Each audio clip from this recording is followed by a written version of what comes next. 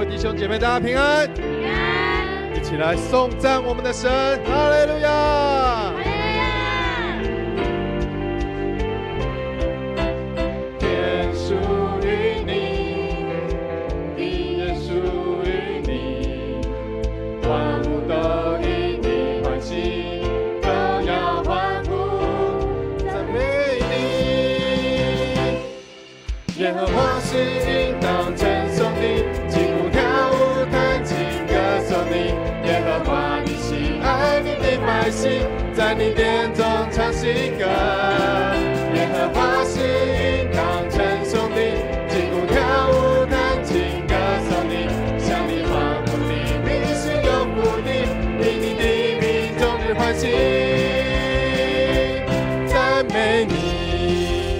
这时邀请大家从我们的座位上站立起来，在主的圣殿欢欣欢唱。天属于你，地也属于你，万物都因你欢喜，都要欢呼赞美你。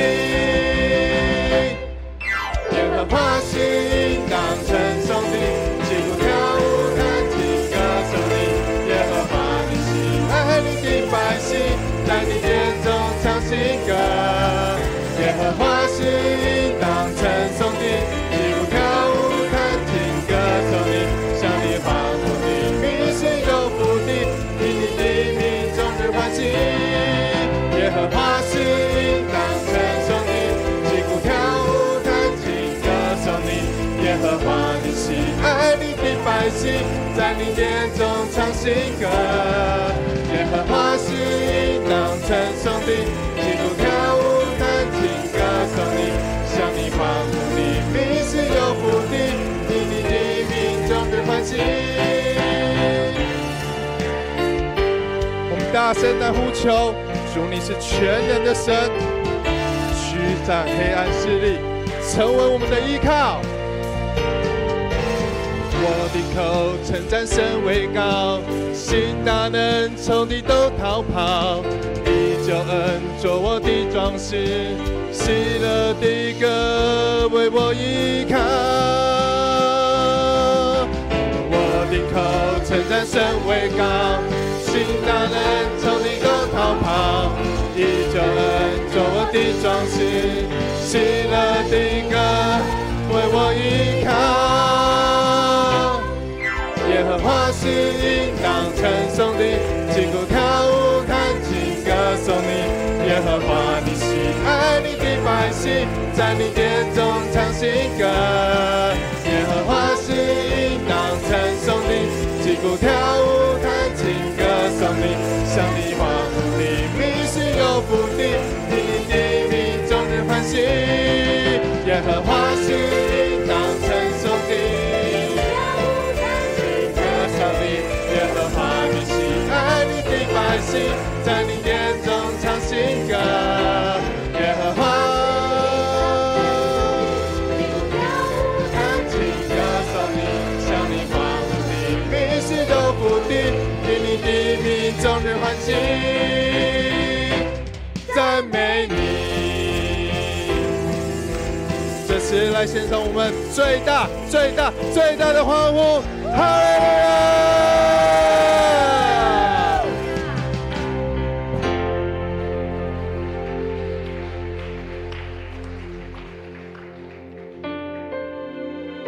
慈悲、怜悯、全能、永在的天父，我们来到你的圣殿，献上我们的赞美。主是主，你是我生命的力量。主，你是我生命的磐石。主，你是我生命的真光。主，你是我生命的盼望。主，你是唯一。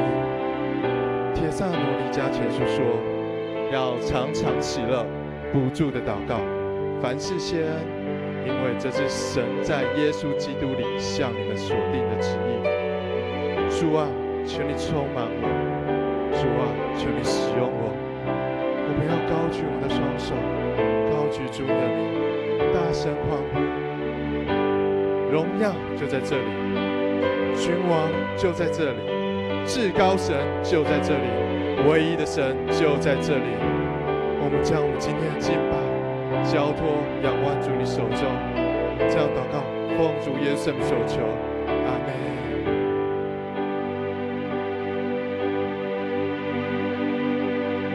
主天述说天父的荣耀，穹苍传扬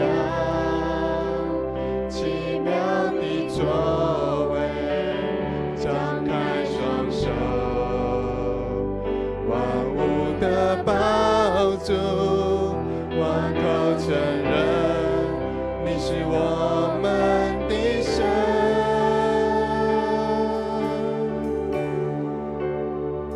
主天述说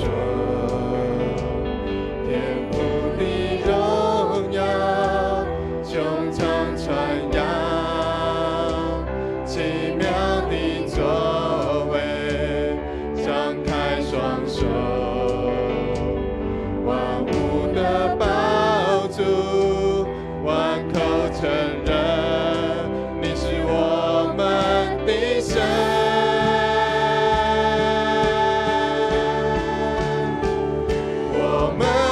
神坐在宝座上，神殿充满荣耀，万民敬拜全能的神，我们尊崇你，圣洁荣耀尊贵能力都归于你。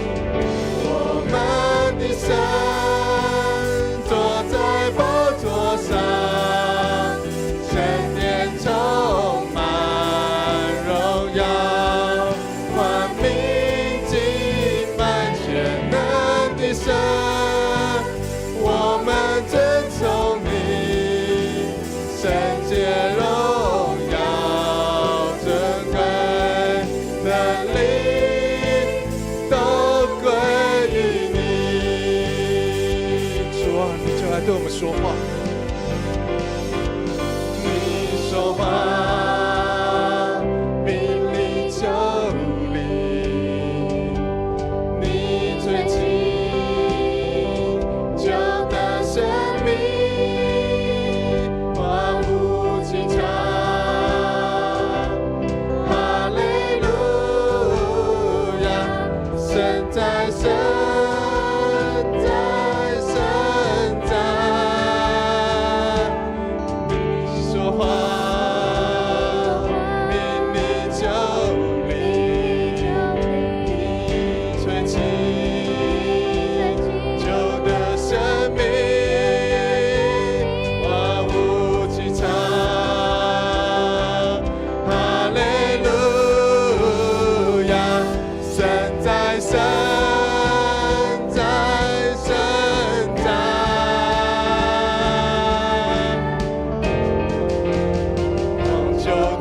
这里，我们焕然献祭，拥戴你为王，荣耀都归于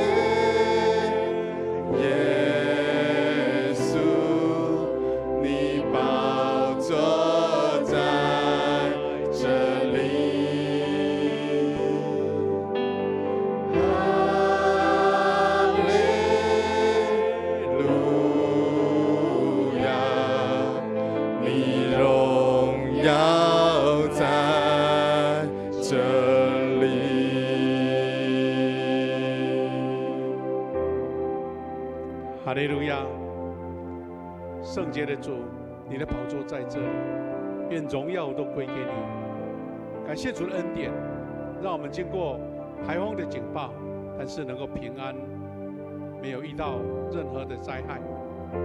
我们在这里要献上感恩，因为如果没有你的同在，你的保守，我们人的力量实在有限。今天在主你的圣日，我们用渴慕的心、仰望的心来到你面前。主，感谢你，我们特别今天要透过西罗亚盲人合唱团，他美好的歌声，他美好的见证，以及主你的话语来一起得到勉励。神啊，求你亲自圣灵同在我们当中，每一个弟兄姐妹从你的话语、从诗歌得到满满的属灵的激励。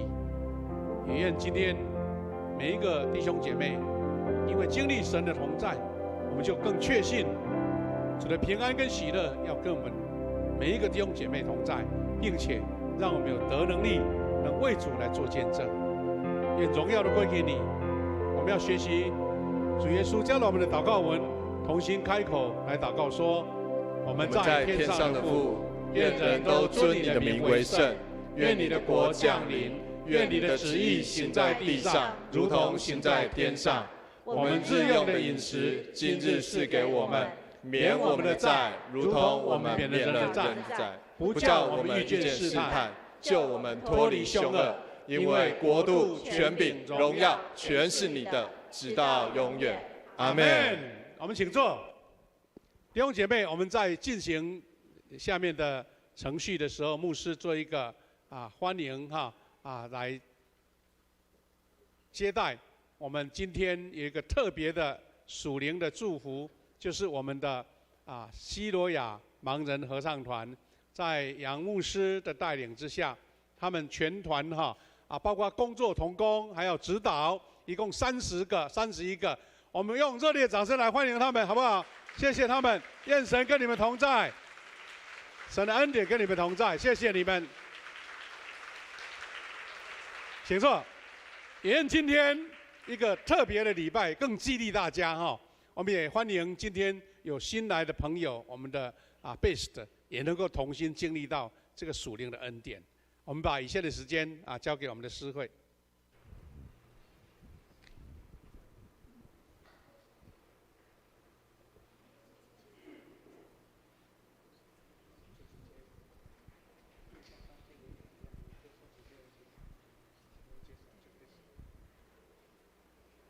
我们现在来欢迎西罗亚盲人合唱团的诗歌见证。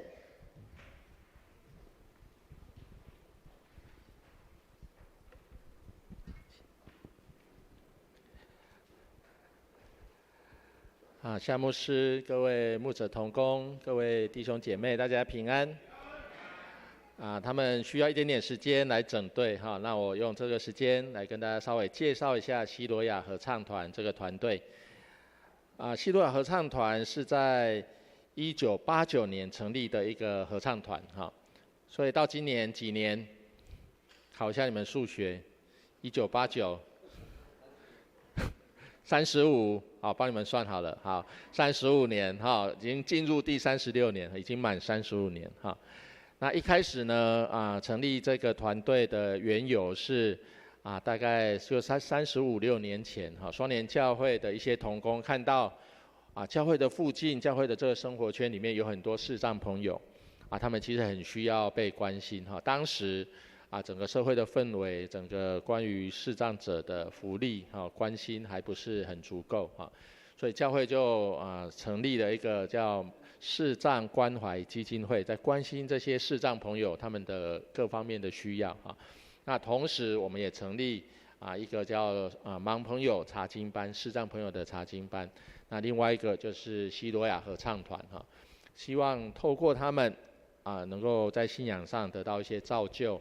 让他们的生活的层次范围可以更扩大因为我们知道视障朋友他们其实生活中有很多的不方便，不知道大家有没有想过，我曾经问他们一个问题我们皮包打开要拿钱要付钱的时候，他们看不到那一张到底是几百的，你们可以了解吗？我们可以眼睛看那个是100、500、1000嘛，哈，啊，他们怎么分？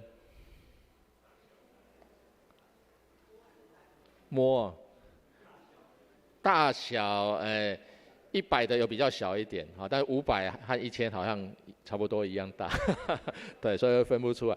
反正就是日常生活里面有很多我们觉得理所当然的事情，比如说穿衣服。啊，今天我们跟他们说好，我们要穿蓝色的队服，那怎么办？看不到哦，蓝色的哈。我有问他们，他们是说他们在衣服上会做一些记号，比如说缝扣子或什么，当然他们自己知道了哈。就有很多是我们可能视力正常的人，我们可能没有办法想象到的一些限制哈。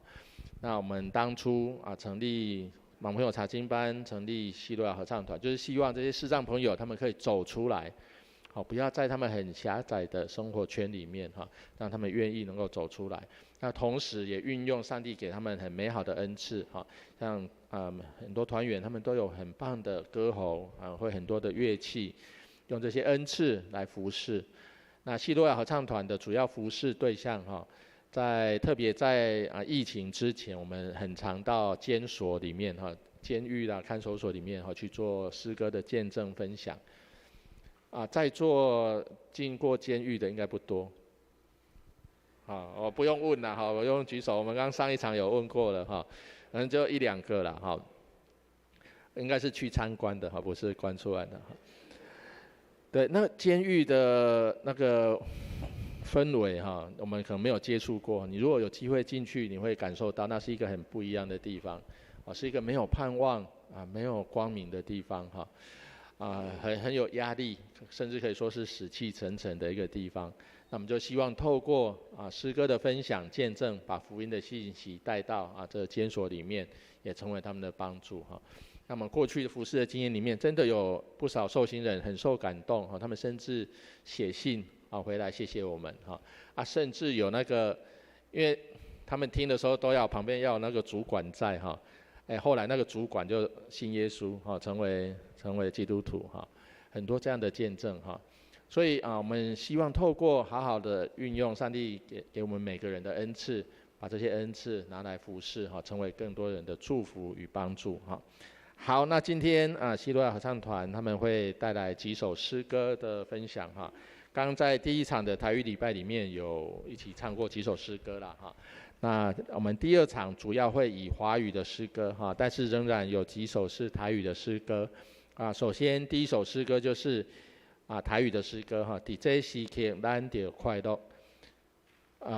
礼拜天早上我们用什么心情来到教会？欢喜快乐，还是还没睡饱？想再多睡一下。你们教会的那个时间的安排蛮特别的，那个主日聚会啦我们第1场是比较早的是台语，对不对？比较晚的是华语，为什么这么安排？因为年轻人爬不起来啦我想大概是这个原因对。但是呢，我们每次来到上帝面前，我们都应该是一个欢喜快乐的心情因为我们要来见这位爱我们的上帝，见这位赐给我们一切恩典的上帝所以我们理当是欢喜快乐的我们就先一起来听这首诗歌。伫这时刻，咱就快乐。在这时刻，我们应当欢喜快乐。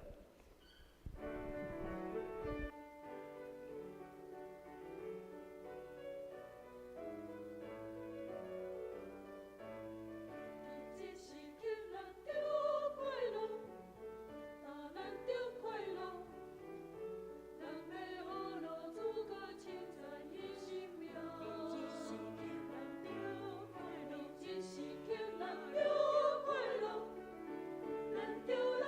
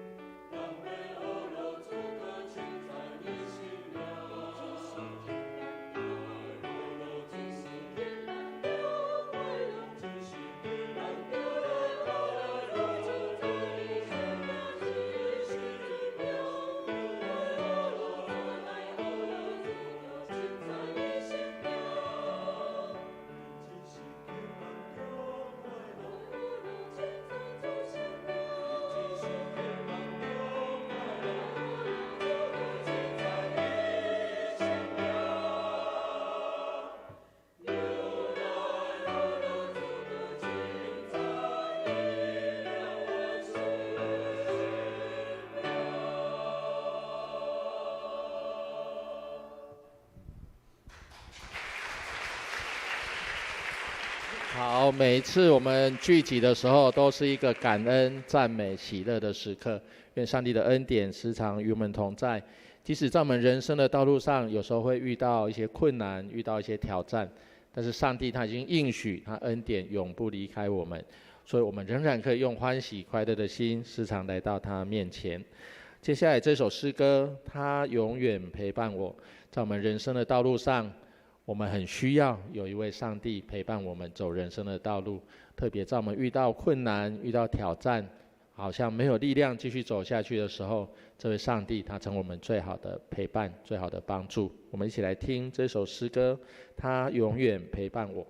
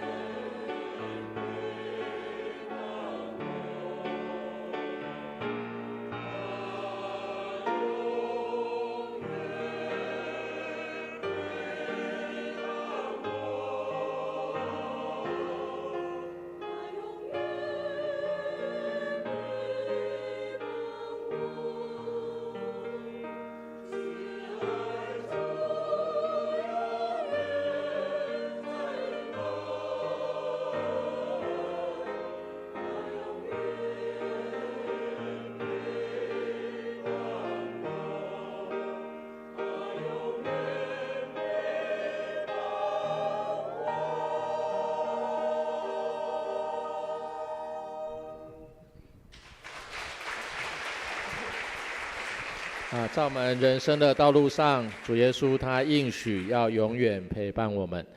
这首诗歌里面有提到我们生命里面可能会有一些很好的朋友但是这些朋友能够给我们的帮助，其实也都是有限只有主耶稣他成为我们生命永恒的帮助、永恒的力量愿主耶稣的恩典、主耶稣的陪伴时常在我们生命当中。接下来这首诗歌《永恒的答问》。我们生命里面有很多的问题要去寻求回答哈。但是不要忘记有一个最根本的问题，就是我的生命从哪里来？我生命的意义到底是什么？我就透过这首诗歌《永恒的答问》，一起来聆听《永恒的答问》。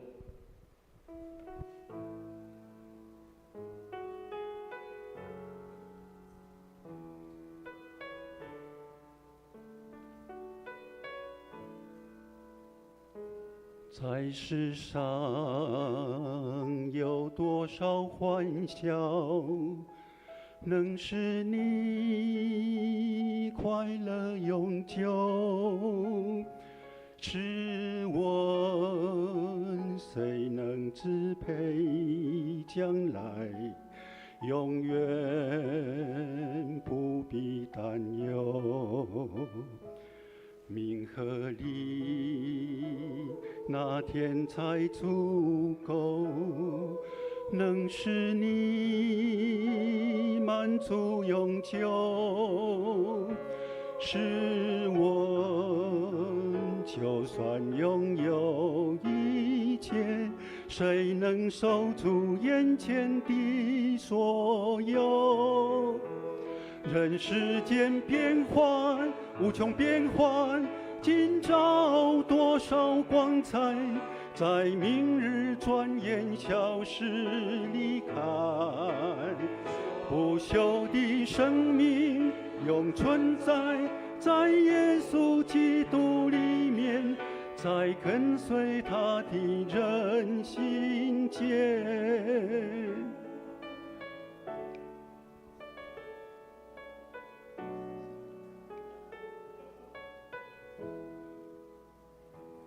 在世上有多少欢笑，能使你快乐永久？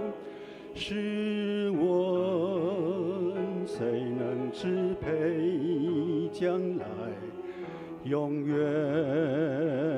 不必担忧。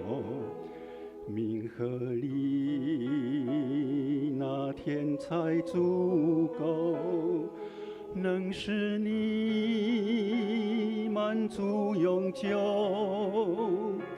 试问就算拥有一切，谁能守住眼前的所有？人世间变幻无穷变幻，今朝多少光彩，在明日转眼消失离开。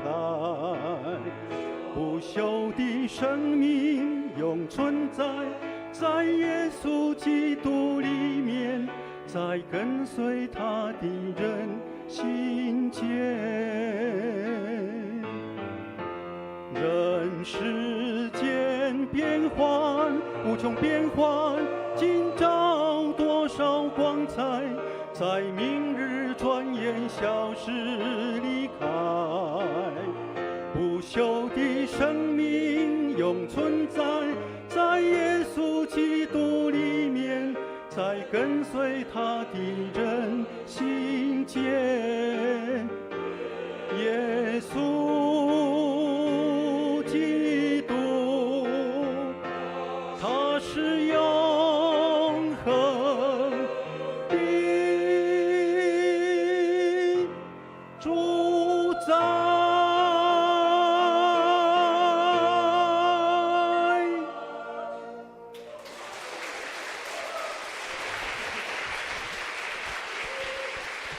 世间的这世上的一切，我们看作有价值的这些名利、地位、富贵，如这首诗歌的歌词所说的，会时常的变换，人没有办法恒常去掌握它哈。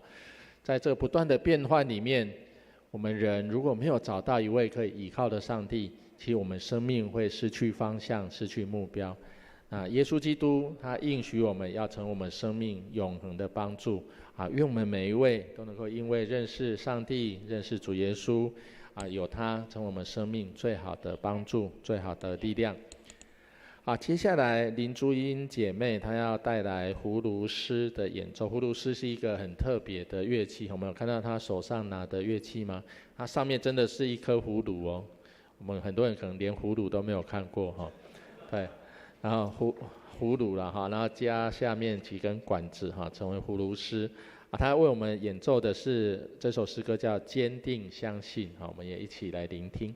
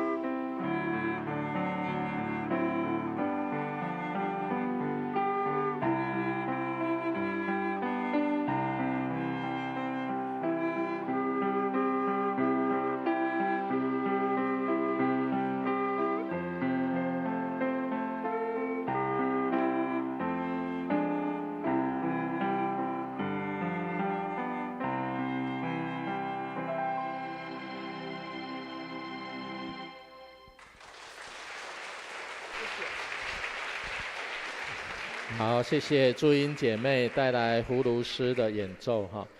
朱英姐妹她其实多才多艺哈。那除了会葫芦丝以外，他也会那个手风琴。手风琴我们这次出远门，因为有点重量，比较不好携带啦哈。然后你们猜一下他的职业是什么？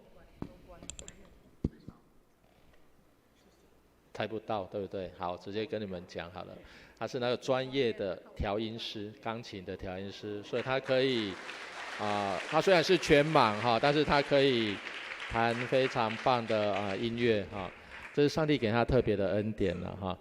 我想我们每个人身上或多或少都有上帝给我们特别的恩赐只是差在你愿不愿意把它奉献出来成为服侍别人的一个工具。当你愿意的时候，上帝就使用我们每一位，成为更多人的祝福与帮助。这首诗歌也告诉我们，坚定的相信他是垂听祷告的上帝。特别在我们生命遇到困难挑战的时候，不要忘记有一位上帝成为我们的陪伴。好，接下来江美丽姐妹她要为我们带来一首独唱主啊，听我祈祷然后接下来她也会有一段她的生命的见证与分享，我们一起来听主啊，听我祈祷。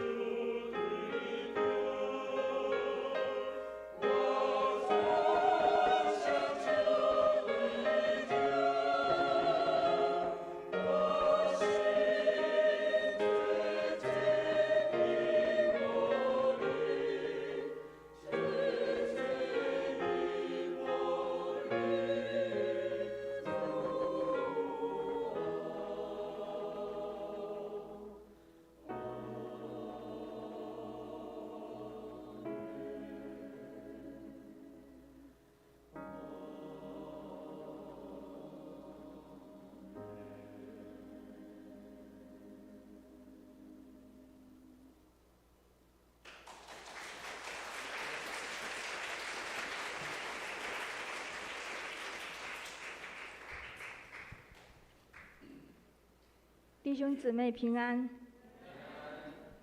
很高兴我们今天南北都可以在这边一起来敬拜我们的神，我们的主。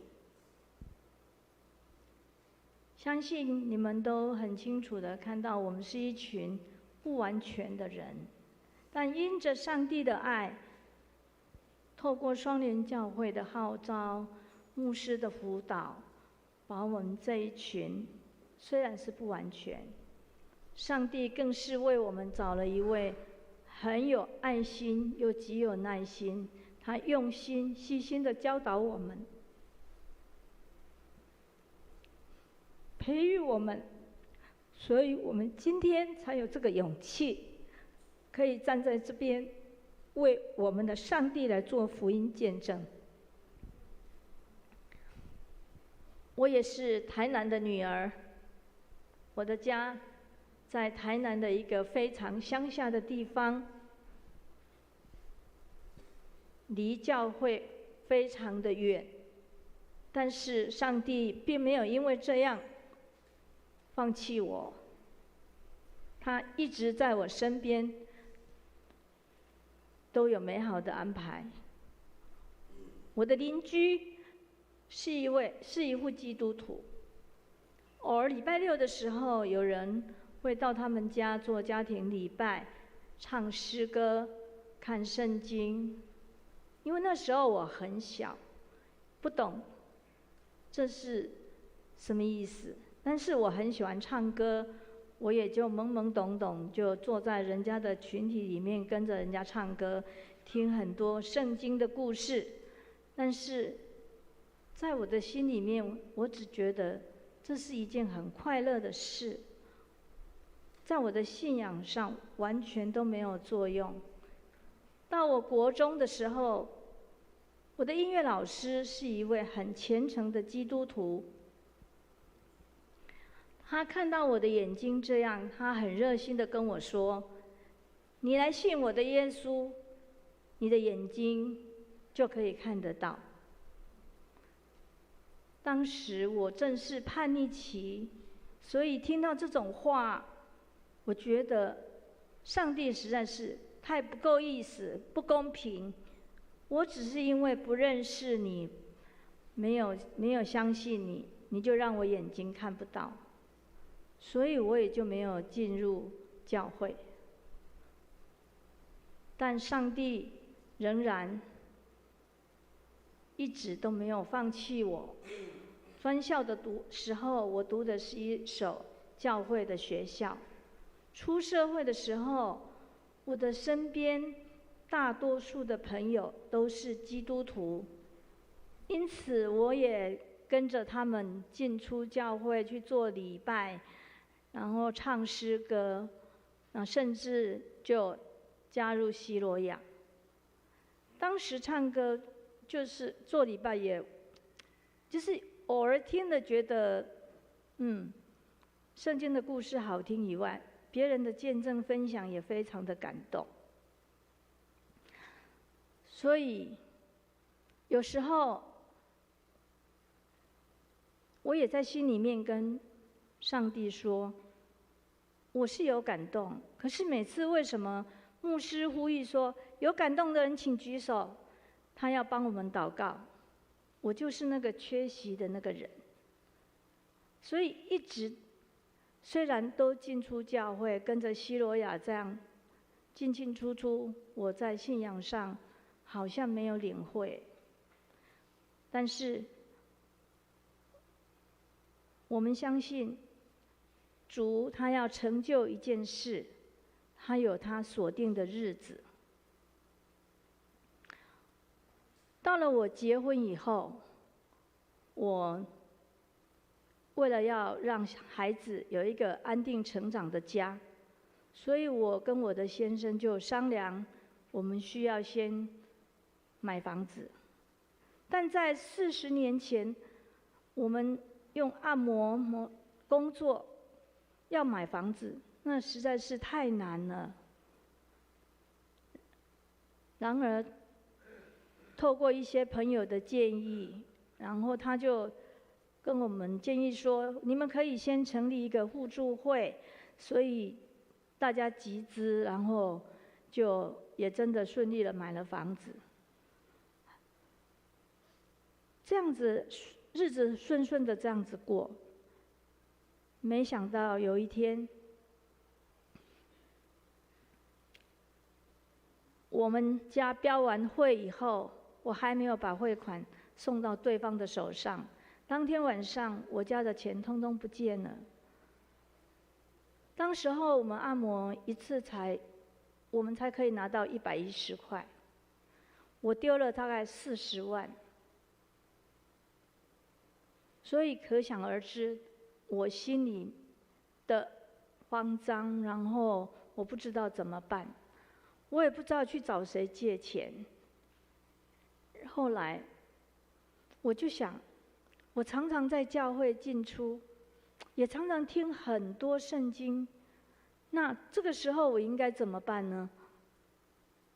我突然想起耶利米书33章第3节，他这么说：“你求告我，我必应允，并将一些又大又难的事指示你。”我的心突然就安静下来，我虔诚的跪在床前，向主祷告。我说：“主啊，我们认识很多年，可是你一直都没有让我觉得我是你的儿女，是不是因为这样，所以你才让我有这样子的遭遇？那如今，请你指引我一条路，你告诉我，我求告你必应允，求你现在指示我，我要怎么样通过这一个难关？”祷告完以后，我的心就觉得很平静，我也比较理性的来思考，我要怎么样跟我的一些债主来商量。因此，我就很诚实、坦白的跟我那些会员来商量说，我现在没有钱，但我一定会还你们钱。几年后我会慢慢的还。我那些会员，他们都很高兴，也很愿意鼓励我说：“你很诚实负责，我们一定都会挺你。”这是我第一次向我的上帝祷告，承认上帝是我的主。就这样，我继续在西罗亚里面，然后进出教会。可是我的先生一直都没有进来教会。那我有时候也帮他祷告说，用什么样的方式我可以带他进入教会。耶和华要成就一件事，有他所定的日子。我的女儿，她从小跟我在教会长大，但后来因为读书的关系，结婚了以后，她也不再来教会了。我的女儿一向很贴心，她总是对我报喜不报忧，所以有一天，她打电话给我，她说：“妈妈，我现在在长庚医院，我有一点小事，我先处理好了，我再告诉你。可是或许是妈妈的第六感，我觉得有不对，所以我就打电话给我的女婿，我才知道我的女儿细菌感染，她已经要进入加护病房。我看到她的时候，她已经都不省人事。我没有放弃，我想到神是无所不能的，我向他祷告。我请所有的在场的人都跟我一起祷告。虽然有些很多人都不是基督徒，但我相信神有他的力量。我就跟神祷告说：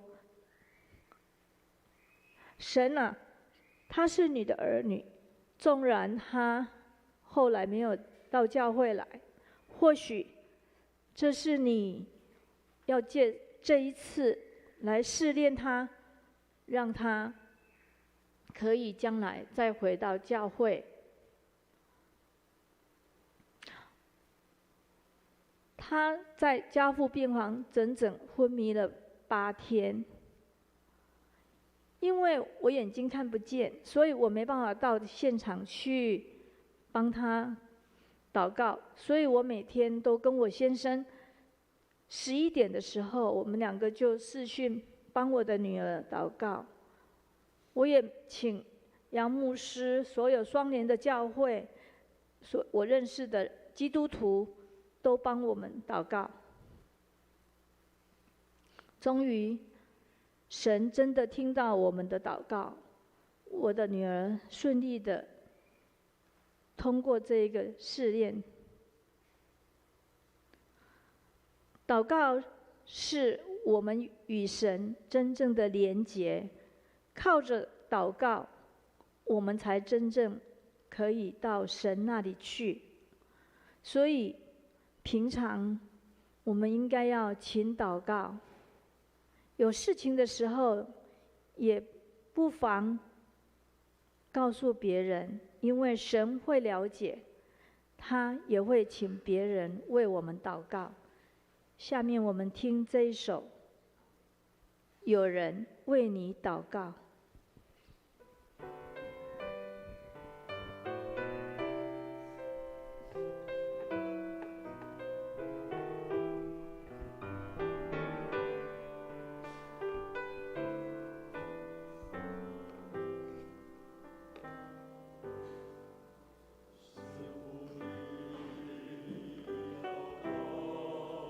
直到你了太近。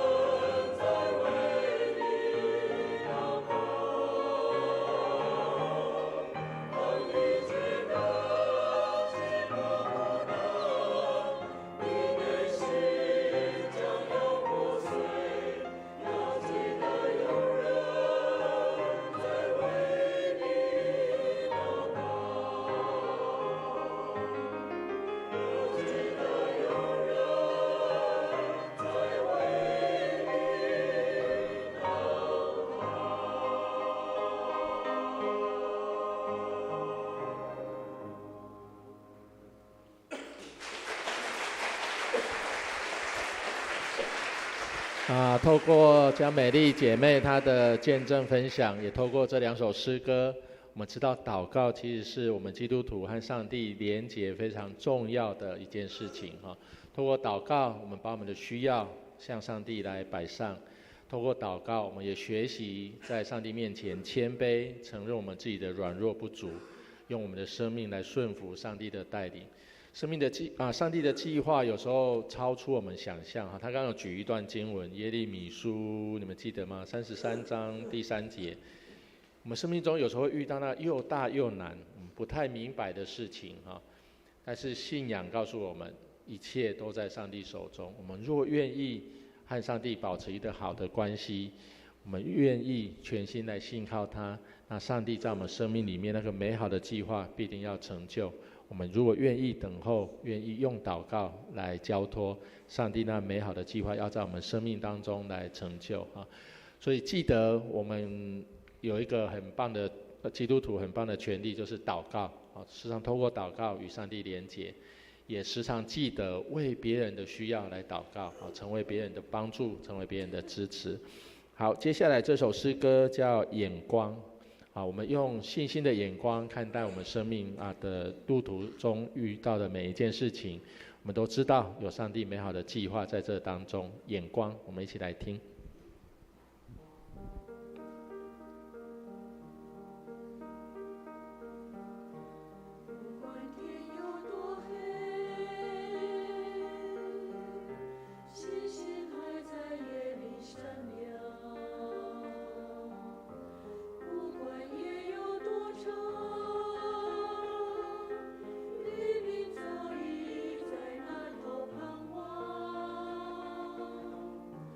无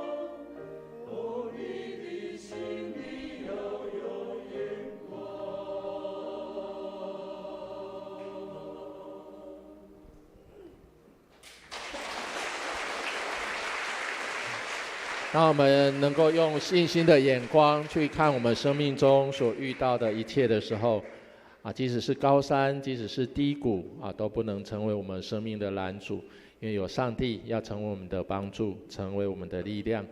愿我们都一起学习用信心的眼光来面对我们所遇到的每一件事情。好，今天最后的一首诗歌是给怀疑的你。在我们生命当中难免会遇到一些疑问，特别在信仰里面，我们也难免有一些疑问要向上帝提问。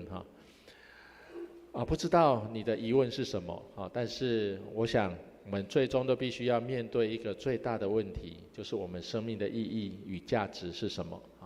愿我们透过这首诗歌给或许还在怀疑当中的你有一个确据，我们的上帝是爱我们的上帝，他愿意成为我们生命中的帮助。你如果愿意信靠他，他就成为你最好的朋友，最好的帮助。我们一起来听这首诗歌，给怀疑的你。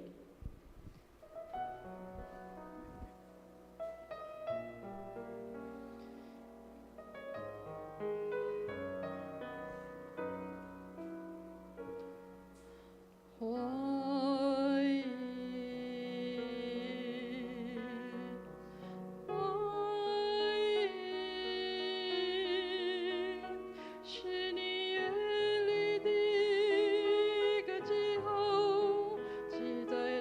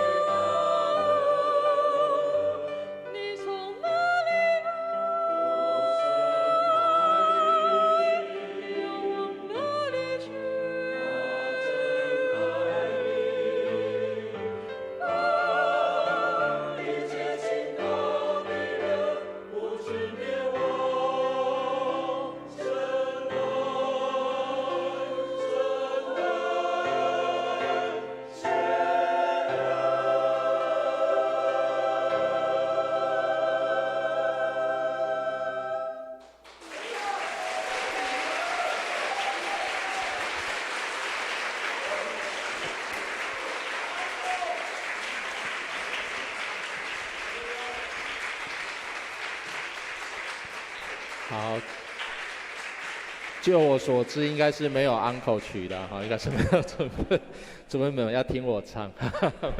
好，一切信他的人不至灭亡，神爱世人哈，上帝爱我们，甚至将他的独生爱子赐给我们，为我们走上十字架牺牲的道路，让我们透过耶稣基督，可以重新和上帝建立一个好的关系哈。这是上帝对我们的爱，也是让我们生命真正有盼望、有力量的哈。我相信今天可能有几位朋友是第一次来到我们当中哈。我相信上帝也透过我们今天的聚会、今天的信息，在对你说话。想想看，你生命从哪里来？有一天要到哪里去？你生命真正有意义、真正有价值的是什么？愿我们可以用我们有限的一生来追随，来紧紧跟随那位无限的上帝，让他成为我们一生的帮助与力量。这时候我们要一起来看一段经文在约翰福音第9章的1到7节，我们一起来读这段经文。我们的 PPT 有吗？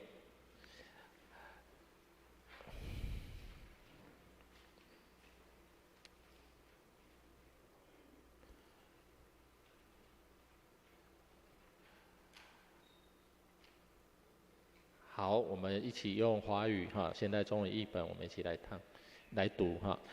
耶稣在路上看见一个生下来就失明的人，他的门徒问他：老师，这个人生来就失明，是谁的罪造成的？是他自己的罪，或是他父母的罪呢？耶稣回答：他失明跟他自己或他父母的罪都没有关系，而是要在他身上彰显上帝的作为。趁着白天，我们必须做差我来那位的工作，黑夜一到，就没有人能工作。我在世上的时候，我就是世上的光。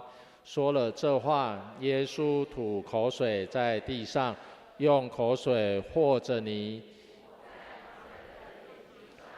并对他说：你到西罗亚池子去洗吧。西罗亚的意思是奉差遣，他就去洗，回来的时候能看见了。下一段在16章的33节，我们一起来念。我把这件事告诉你们，是要使你们因跟我连结而有平安。在世上你们有苦难，但是你们要勇敢，我已经胜过了世界。这是耶稣对每一位愿意跟随他的人这一段我们第2段经文所做的一个应许。耶稣他已经胜过了这世界一切的苦难、一切的挑战。耶稣已经为我们从死里复活，说一切的困难他都能够胜过，只要我们愿意与他有一个好的连结，我们就要得到这个真正的平安。好，那么回到上一段的经文那一段经文我们应该都算蛮熟悉的这段经文其实就是西罗亚这个名字的由来。好，我们这个团队为什么取名叫做西罗亚？就是希望被上帝差派出去，到每一个需要福音信息的地方，透过诗歌见证、生命的见证，把福音的信息带到每个人的生命当中。这一段经文里面，同时也让我们看到耶稣他对我们人生命里面的各样的苦难所遇到这些困难挑战，耶稣有一个很不一样的看法。经文说，耶稣他遇到一位生来就失明的人他的学生马上来问他一个问题，问什么？说老师，这个人出生就失明，那一定是他做了什么不好的事情吧？不然就是他爸爸妈妈做了什么不好的事情吧？从学生的提问，我们可以很清楚看到，当时犹太人对生命的苦难、生命的困难的想法是什么？你遇到不好的事情，一定就是犯了罪，做了不好的事情如果不是你自己做，就是你的爸爸妈妈、你的上一代的人做你们有没有觉得这样的想法和台湾人和我们一边民间信仰的想法其实很一样找不到原因的，我们就推给上一代然后我们就觉得反正只要困难都是负面的，都是完全是不好的事情。很特别的，耶稣对学生的回答是什么？我们看一下第3节他说没有关系，和他自己的罪没有关系，和他父母的罪也没有关系，乃是要在他身上彰显出上帝的作为。耶稣为我们生命中遇到的苦难赋予一个很特别不一样的意义。生命中的苦难挑战对基督徒来说不是完全负面的，生命中的困难挑战，我们若愿意把它交给上帝，我们若愿意遇到那一位生命的主耶稣，那我们生命中的苦难其实是可以有正面意义的。什么正面意义呢？就是要彰显上帝的作为。接下来耶稣就医治了这位从小就失明的人，彰显出上帝的能力来。我想我们每个人生命当中一定有各样的不完全，各样的软弱。有时候我们会为了我们这些不完全，为了我们过去好像犯下的这些错误，我们很懊恼很懊悔。耶稣告诉我们，我们若愿意把这一切摆上在他面前，让他来改变我们，让他来成为我们生命的主，过去这一切看起来好像是苦难，好像是负面，好像是没有正面意义的这些事情，其实都要被转化成为一个生命的见证。希腊合唱团的团员都是视障朋友。我一开始有讲，视障朋友他们的生活其实有非常多的限制，非常多的不方便。但是当他们愿意用信心来倚靠这位上帝，用信心来信靠耶稣的时候，他们就得到力量，可以超越生命中的这些限制。你或许会想说很多事情我好像没有办法有时候刚夏牧师说我们在庆祝我们教会50周年的时候要做硬体，我有听到硬体和什么硬体要很多的改变，软体也要进步软体就是指我们每位基督徒的生命牧师一定会邀请你们多多参与各样的服事我们的回答通常我自己的经验牧师这个我不会呢，这个我都不太会我都没有经验你如果这么回答，你当然就永远不会了但是你如果愿意说好，牧师我虽然不会，但是既然是牧师的邀请，我愿意跨出这一步，我愿意来试看看，那你就有机会透过你的学习，透过你的服事，成为更多人的祝福与帮助。不要被我们生命中过去这些经验，特别是负面的经验所限制。在耶稣基督里，我们都要成为什么的人？新造的人，就是我的名字，新造的人。对，新造的人的意思就是说，新的、全新的，不再被过去的经验，不再被过去这些负面的事情所限制的。我们生命是可以活出一个不一样的生命。我们生命是可以得到一个真正平安的生命。真正的平安不是一帆风顺，不是什么事情都没有遇到。真正的平安是在我们的困难里面，在我们的挑战里面，我们知道有一位永远不离开我们的上帝，永远陪伴我们走人生道路的上帝。愿这位耶稣也成为我们每一个弟兄姐妹生命中的主。在我们生命的每个历程里面，都经历到上帝同在的恩典与祝福。我们一起来祷告。亲爱的主，爱我们上帝，谢谢你，谢谢你再次透过你的话语，成为我们生命的提醒与帮助。我们生命的过去或许有很多事情已经没有办法改变，有很多事情造成我们的限制，造成我们的困扰。主，但是我们确信在你里面没有难成的事，我们愿意把这一切都交在你手中，我们也愿意把自己的生命放在你手里，求主你来使用我们。虽然我们很多的软弱不完全，但是我们确信当我们愿意的时候，你就要使用我们，成为更多人的祝福与帮助。再一次把我们每位弟兄姐妹，把我们的教会交在你手里，求主你来大大使用我们，来翻转这个世代，成为更多人的祝福与帮助。我们这样祷告，奉耶稣基督的名，阿们。感谢主，谢谢杨牧师的勉励。弟兄姐妹，我们再次热烈掌声，谢谢。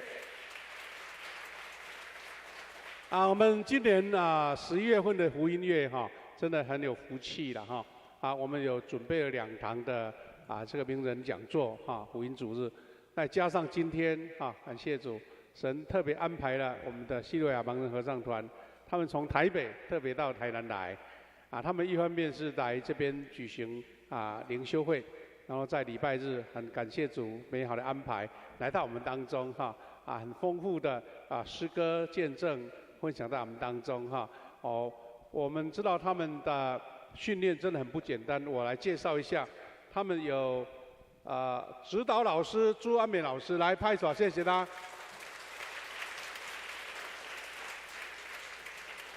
我们的朱老师他是一个安静的指挥，因为他在前面指挥没有人看见，他是在背后的指导，真的很不简单谢谢他。我们也谢谢我们的伴奏徐佳玉姐妹，谢谢她。还有我们的团长，我们的吴锡南弟兄。那这次呢，除了我们的合唱团的成员之外，他们需要很多同工一起来协助。特别我们这一次呢，有透过他们教会的干事跟我们的魏鹏长老是很熟悉的同工朋友他们都一起来安排这个活动。我们请所有的同工也站起来，让我们鼓励一下，拍手欢迎你们。好。他们时间很紧凑了，他们从第1堂18点多来，到现在都没有休息不过等一下呢，我们教会能够给他们最好的这个接待，就是吃台南的小吃台南小吃。所以等一下呢，我们要到楼下1楼的地方我们的咖啡厅要暂时扩充成为我们的合唱团的一个分享的地方所以我们可能。第2堂礼拜结束，我们咖啡厅的业务要暂停一下，要变成餐厅改成餐厅所以我们请小会员来接待他们到1楼的咖啡厅来做这样的一个休息顺便吃一下台南的小吃好，因为时间的关系呢，牧师要稍微多一点调整。这个时候我们要唱一首回应诗，叫做诗篇23篇。那我们请同工也能够拿麦克风一起来代唱。那在唱的时候，我们要节省这个时间，我们要请执事、诗线的执事，在我们唱的时候就一边来收奉献那收完奉献，我们就起立来唱这一首奉献的诗歌牧师做一个回应的祷告，然后就接下来做一个简短的报告，就完成今天的，一起来。我必不致缺乏，他使我躺卧青草地上，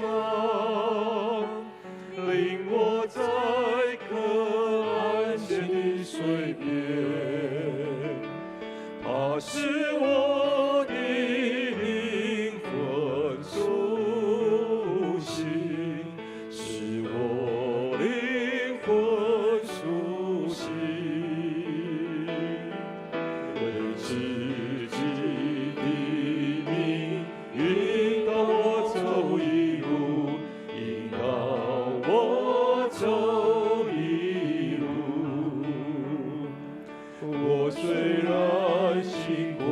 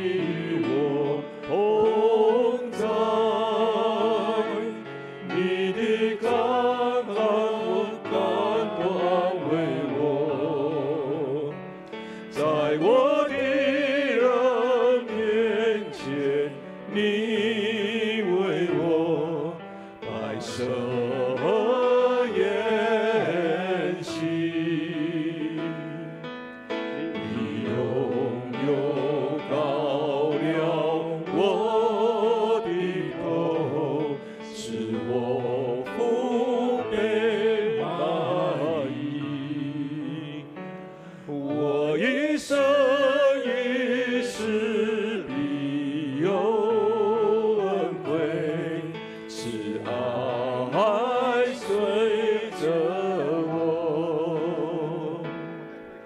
我且要住在耶和华的殿中，直到永永远远。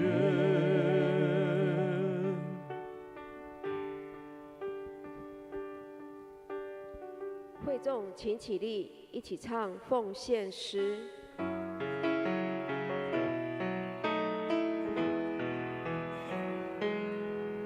亲爱的宝贵耶稣，你爱何等的甘甜，我的心深深被你吸引，爱你是我的喜乐，一生爱你，一生敬拜你，一生爱你，一生荣耀你，一生奉献，一生不回头，一生爱你，跟随你。亲爱的天父，我们感谢你，让我们今天的礼拜充满了神的恩典。感谢你借着西鲁亚盲人合唱团来到我们当中，用美好的诗歌、感动人心的见证，以及主你的话语来勉励我们大家。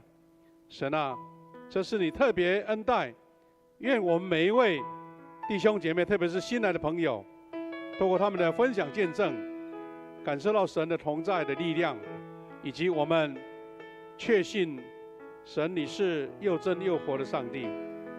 在我们的一生当中有神可以依靠，我们就要勇敢向前，得到真正生命的恩典。感谢你，我们用你所赏赐的金钱奉献在你面前，愿你悦纳每一个在你面前所做的奉献，也愿我们的教会因为愿意摆上努力传扬福音，有更多的主你的百姓能受洗成为神的儿女。我们献上感恩祷告，奉靠主耶稣基督的圣名祈求，阿们。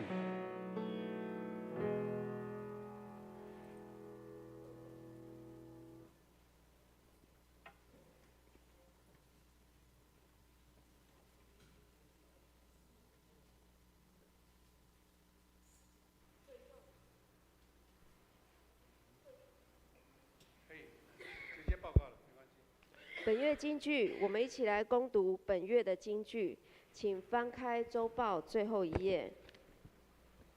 我们一起来念：因为人心里相信，就可以称义；口里承认，就可以得救。罗马书10章10节。报告。我们翻开周报第2页。下礼拜，夏牧师主理，王慧琪执事施礼。我们翻开周报第4页来做简单的报告。第一个，欢迎西罗亚盲人合唱团今天的很感动的诗人见证、诗歌见证。第二项，今天下午会召开定期的小会，麻烦预备心参加。也定于下主日11月24号来举行感恩节的奉献主日，迎接社教的50禧年，还有感恩节的奉献。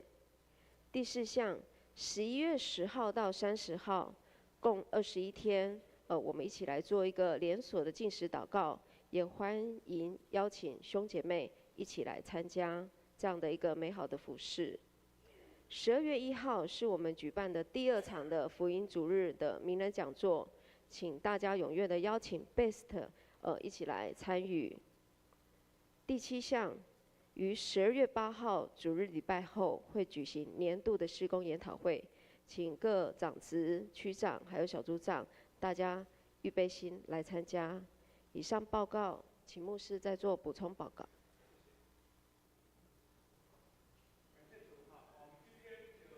几位新朋友，我们来做介绍。首先是我们的张耀文弟兄，还有林青霞姐妹，在我们当中有没有？来，欢迎你们，欢迎哈！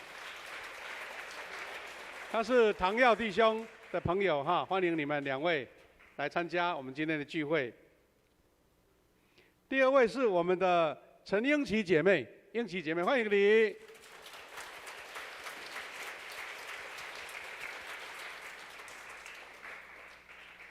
好，期待我们的新朋友 Base 的，我们在12月1号有第2次的名人讲座，要邀请刘进展牧师来我们当中来分享他的见证哈所以我们请各小组我们的信无小组的同工一起带领，让他们能够来这边领受这样美好的信仰的分享跟祝福哈。那牧师再做一个小小的补充就可以。第一个，刚刚我们的诗会已经报告过，下个礼拜我们要举行这个感恩节的奉献主日哈。那我们这2、3年的主题就是我们为社教50禧年，就是2年后应该是1年多了。我们在2026年要举行社教50禧年。那我们有各项硬体的改善，还有各项我们的事工一个推动。愿上帝赐福我们每一样的计划都很顺利。那特别当中有需要的经费，借由感恩节的奉献大家一起来参与哈。那牧师有一个建议的，就是说，其实我们不是比较说谁奉献多，而是希望每一个基督徒、每一个弟兄姐妹、家庭大大小小都可以参与哈。我是觉得这个参与非常的重要，因为你有份于这样我们社教50禧年的事工哈。那第2个报告哈，就是有关这些消息当中哈，有提到了就是我们在12月8号哈，12月8号要举行我们事工研讨会因为是要资料的安排请我们每一个小组或是同工能够把资料拿到我们的办公室，让他们能够很顺利的把资料汇整过来哈。那还有一个要提醒的，就是我们在12月15号要举行洗礼。那我们的 Best 我们的弟兄姐妹要受洗，还有坚信礼，还有包括信仰告白。那请尽量能够在月底以前把名单报名到办公室里面哈，让我们的办公室能够很顺利来整理这些名单，因为我们还要进行我们的那个信仰的教导哈。那有一个需要大家踊跃参与，就是我们基督教晨曦会。我们知道这个晨曦会就是超教派的机构，他们专门进行那个福音戒毒的事工，然后他们在今年要举行40周年，在台湾40周年的一个感恩礼拜其中1堂是在台北第2堂要来我们这边等于是他们的戒毒事工要线上感恩虽然这个是超教派的机构，但是很需要我们会友一起来给他们加油就对了。所以那天在11月30号礼拜6下午的1点半，如果你时间允许，来听听他们的见证参加他们的感恩礼拜，也能够分享他们的见证。另外呢，我们最后就是说下个礼拜天我们的感恩节主日呢，我们要举行医治祷告时间我们请我们的服事同工届时要准备能够准备，能够一起来为他们做祝福祷告。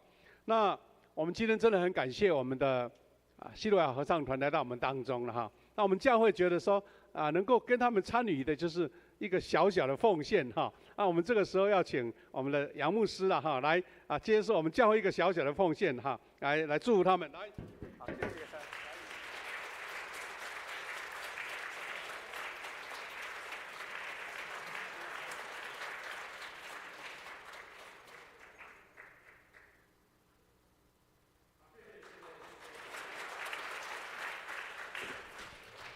那再一次做一个回应了我们的西罗亚合唱团，他们能够成立那么多年，就是我们看到我们的双年教会，他们很重视这个社区的事工那这个也给我们富强教一个很大的一个激励了其实我们的教会在这个社区成长，那能够来教会参加礼拜的，有没有是弱势者？有没有需要关心的人？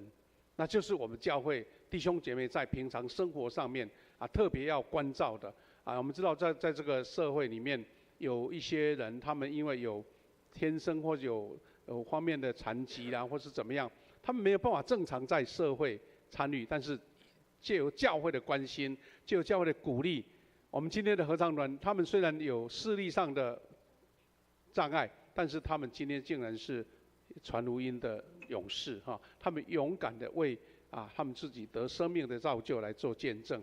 我们也期待我们教会有这样的努力跟学习，特别是我们在迎接50几年的时候社区有很多这样的事工需要我们去关心，期待我们一起来努力我们就用这样的补充报告来做结束。来，颂龙，会众请起立，一起唱颂龙诗歌。诗歌后，请牧师祝祷。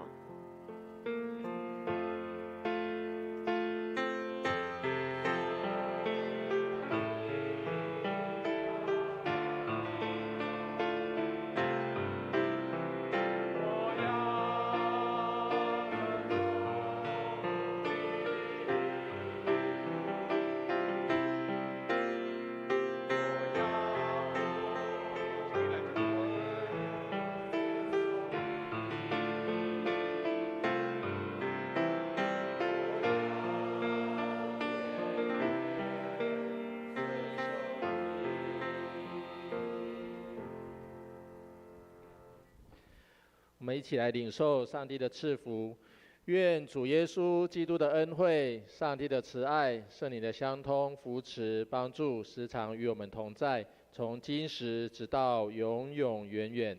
阿们。